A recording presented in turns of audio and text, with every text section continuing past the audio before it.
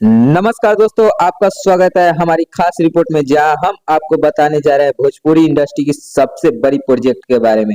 जी हां दोस्तों, सुपरस्टार खेसारी लाल यादव, अवधेश मिश्रा और भी बहुत ऐसे दमदार कलाकार इस फिल्म में नजर आने वाले हैं। इस फिल्म को शानदार प्रोजेक्ट को डायरेक्ट करने वाले हैं पराग पाटिल जी, जो कि दोस्तों यह फिल्म जनवरी 2025 से शूटिंग शुरू होने जा रहा है। और जैसे ही इसकी शूटिंग शुरू होगी, हम आपको हर अपडेट देने का कोशिश करेंगे।